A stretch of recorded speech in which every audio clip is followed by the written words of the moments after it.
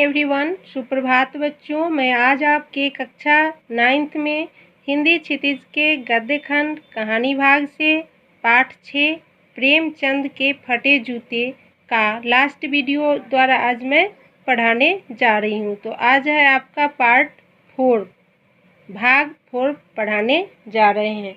तो उसमें आप है पेज नंबर निकालेंगे। लास्ट पेज नंबर है 64।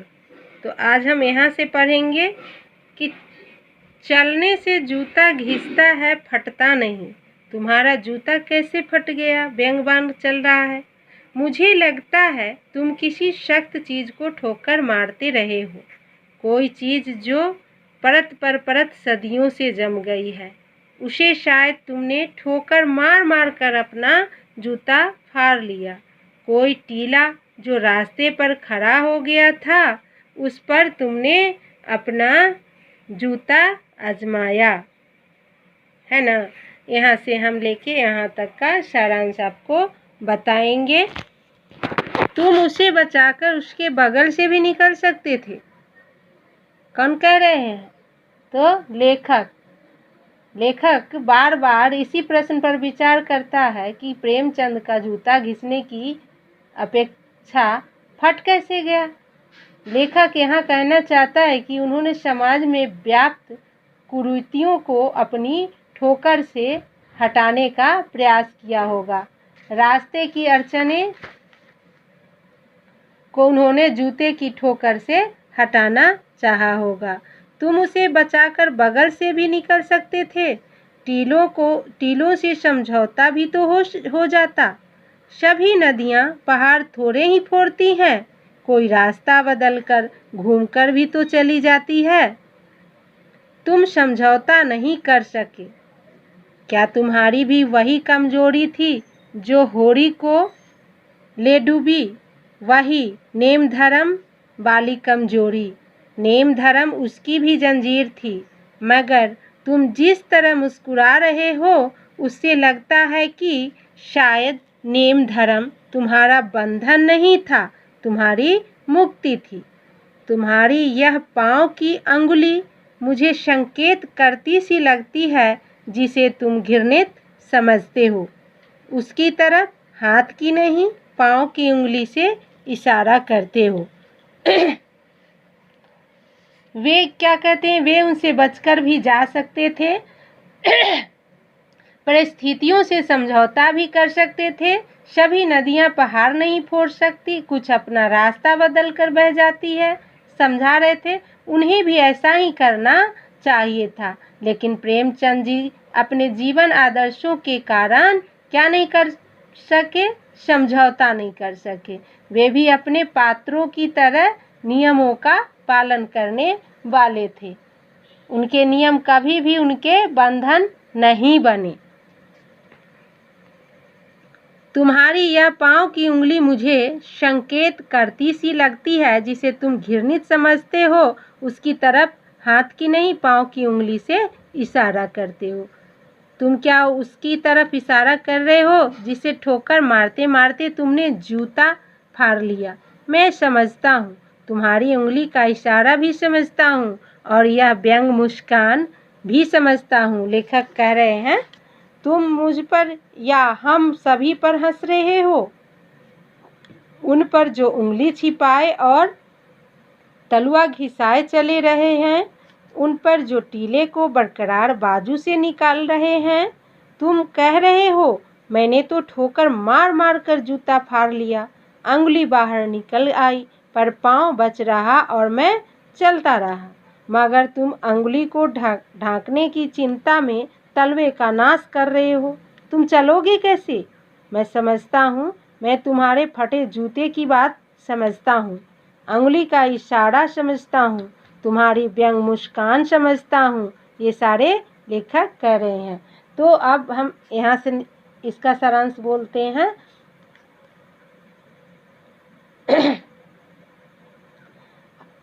उसके बाद क्या होता है कि क्या कह रहे हैं कि लेखक यह अनुमान लगाते हैं कि वे जिसे घृणित समझते हैं उसकी तरफ पैर की उंगली से इशारा करते हैं।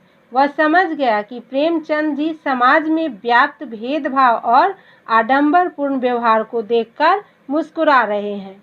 वे अवसरवादी हैं और स्वार्थपरक लोगों पर व्यंग कर रहे हैं, जो वास्तविकता को छिपाते हैं, संघर्षों से बचकर निकलते हैं, उन पर हंस रहे हैं। प्रेमचंद जी का क्या कहना था कि मैं यथार्थ का सामना करते हुए आगे बढ़ा, दुख झेले, किंतु अपने अस्तित्व को बनाए रखा, जबकि लेखक जैसे वास्तविकता को छिपाने के लिए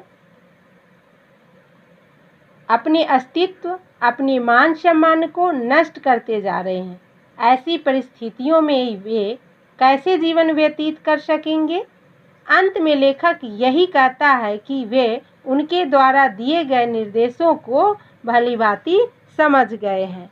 तो ये इसका सारांश हमने बताया साथ साथ।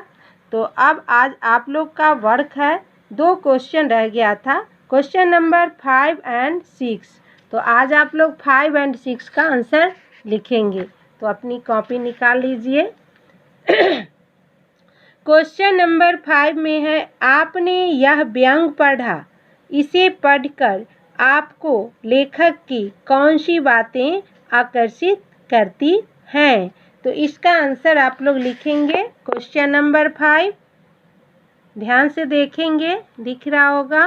क्वेश्चन नंबर 5 का आंसर है, प्रस्तुत व्यंग को पढ़ने के बाद लेखक की कई बातें अपनी ओर आकर्षित करती हैं। लेखक पारखी नज़र रखता है।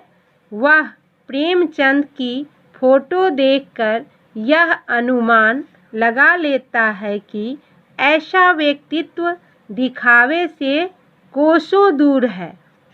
उसे प्रेमचंद के चेहरे पर लज्जा, संकोच की जगह बेपरवाही और विश्वास दिखाई देता है। उनके द्वारा फोटो का महत्व समझाने की बात भी आकर्षित करती है। लोग इत्र लगाकर खुशबूदार फोटो खिंचवाना चाहते हैं। लेखक के द्वारा दिखावे में विश्वास रखने की बात भी आकर्षित करती है। तो ये हो गया आपका 5वां का आंसर।